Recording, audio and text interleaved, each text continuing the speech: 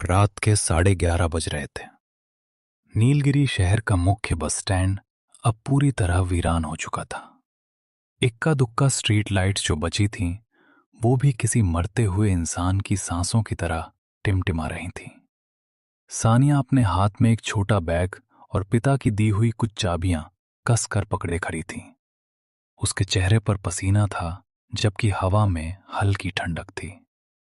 सानिया के पिता का देहांत कुछ ही दिन पहले हुआ था। एक ही बात कही थी, बेटी, चंदनपुर के पुराने डाकघर में एक सरकारी रजिस्टर और मेरी वसीयत के कागज रखे हैं। अगर वो किसी गलत हाथ में लग गए तो हमारे परिवार के पास कुछ नहीं बचेगा। सब मिट्टी में मिल जाएगा। उन्हें किसी भी हाल में हमें वहां से लाने होगा। भाई साहब, चंदनपुर जाओगे? रिक्शा वाला सानिया को ऐसे देखने लगा जैसे उसने मौत का पता पूछ लिया हो। उसने बिना कुछ बोले अपनी रिक्शा आगे बढ़ा दी।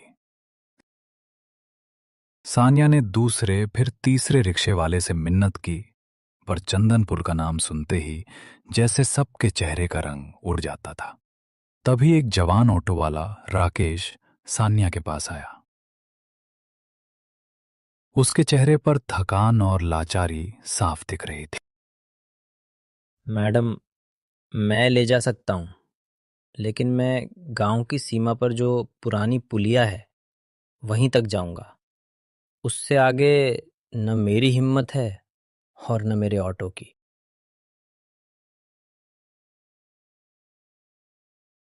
सानिया के पास कोई रास्ता नहीं था। उसमें हामी भर दी और ऑटो में बैठ गई।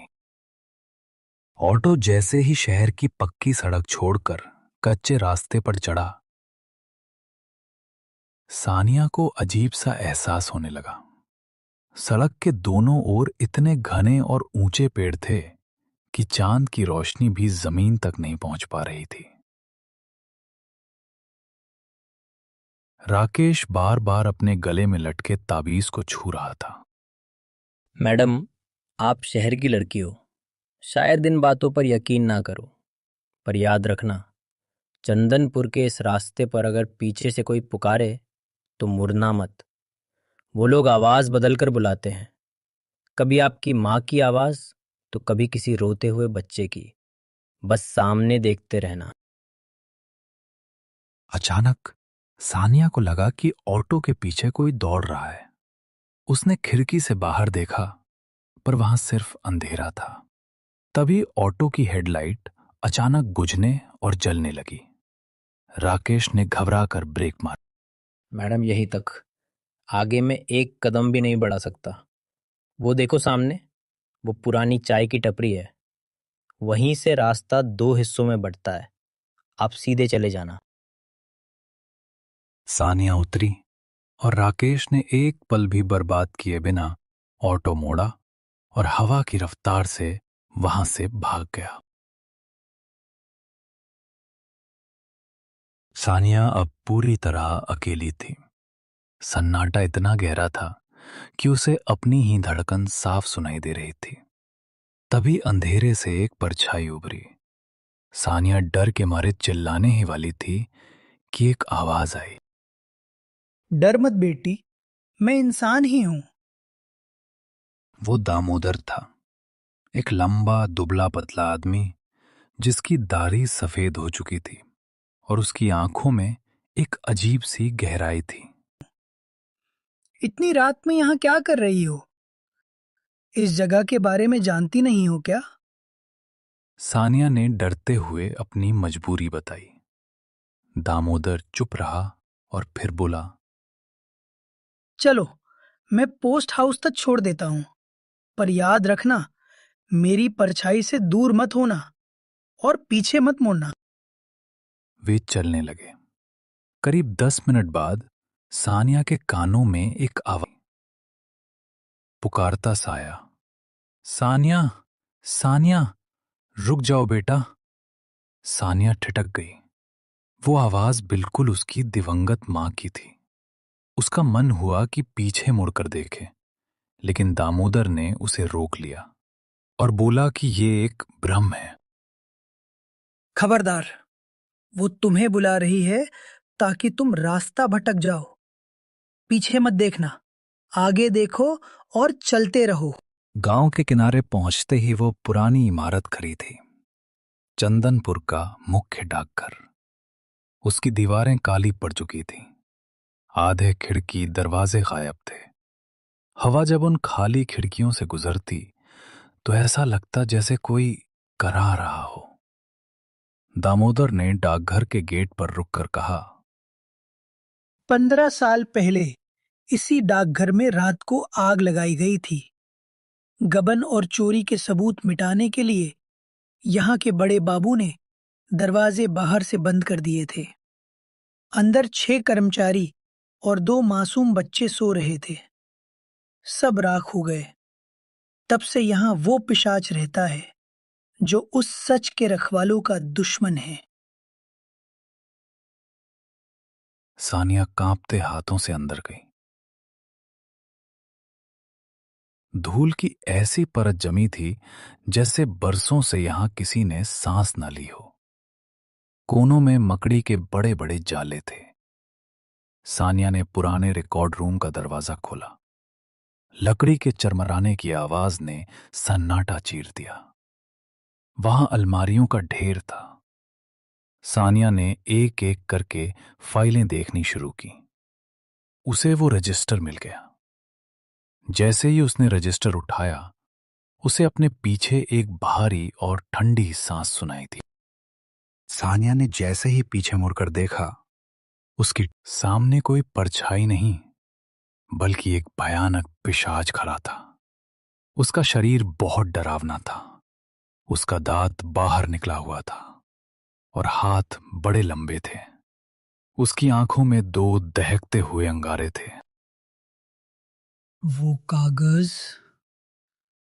कागज हमें दे दो। अचानक डाकघर में अंधेरा छा गया। सारे दरवाजे अपने आप बंद हो गए। सानिया ने भागने की कोशिश की, पर पिशाच ने उसे धक्का दे दिया। सानिया दीवार से टकराकर गिरी। उसका रजिस्टर दूर जा गिरा। तभी दामोदर अंदर आया। उसने अपनी झोली से मुट्ठी भर पवित्र राख निकाली और मंत्र पढ़ते हुए उस पिशाच पर फेंकी। पिशाच एक भयानक चीख के साथ पीछे हटा। उसकी खाल जलने लगी। सानिया, रजिस्टर उठाओ और भागो। ये पिशाच अकेले नहीं है। तभी डाकघर के फर्श से जली हुई रूहें निकलने लगीं। उनके हाथ सानिया के पैरों को पकड़ने के लिए बढ़ रहे थे। ये वो कर्मचारी थे जो जलकर मर गए थे, लेकिन उस पिशाच ने उन्हें अपनी शक्ति से गुलाम बना रखा था। सानिया ने हिम्मत जुटाई और रजिस्टर पकड़ लिया। उसने देखा कि रजिस्टर के साथ एक पुरानी माचिस की डिब्बी भी थी। उसे दामोदर की बात याद आई। दामोदर की पुरानी सलाह, बुराई को वही आग खत्म कर सकती है जिसने उसे जन्म दिया। सानिया ने देखा कि कमरे के कोने में पुराने मिट्टी के तेल के डिब्बे रखे थे। उसने रजिस्टर सुरक्षित अपने बैग में डाला और माचिस जलाकर उस तेल पर फेंक दी। आग भड़क उठी। वो पिशाच आग की गर्मी से पागलों की तरह चीखने और अपनी खाल नोचने लगा। वो आग सामान्य नहीं थी, सानिया के पिता की ताकत थी जो उसका साथ दे रहे थे। भागो सानिया! सानिया डाकघर से जैसे ही बाहर निकली, वैसे ही वो पूरा डाकघर आग की बड़ी लपटों में घिर गया। उस आग के बीच सानिया ने देखा कि जो रूहें पहले डरा रही थीं, वे अब मुस्कुरा रही थीं। उन्हें मुक्ति मिल रही थी। वो पिशाच आग में जलकर धीरे धीरे धुएं में बदलकर गायब हो गया। सूरज की पहली किरण चंदनपुर की पहाड़ियों के पीछे से झांकने लगी थी। सानिया हांफते हुए सड़क पर बैठी थी। उसके सामने दामोदर खड़ा था। उसका चेहरा अब डरावना नहीं, बल्कि बहुत शांत लग रहा था। तुमने सच को बचा लिया सानिया। अब इस गांव का श्राप खत्म हुआ। भैया, आपने मेरी जान बचाई। आप कौन है? दामोदर मुस्कुराया और पीछे मुड़कर चलने लगा। जैसे जैसे सूरज की रोशनी बढ़ी, दामोदर का शरीर पारदर्शी होने लगा। सानिया की आंखें फटी की फटी रह गईं। बाद में गांव के एक बुजुर्ग ने बताया कि दामोदर वही डाकिया था जिसने 15 साल पहले आग लगने पर बच्चों को बचाने की कोशिश में अपनी जान दे दी थी। वो बरसों से किसी ऐसे इंसान का इंतजार कर रहा था जो उस रजिस्टर को बाहर निकाल सके और सच दुनिया को बता सके।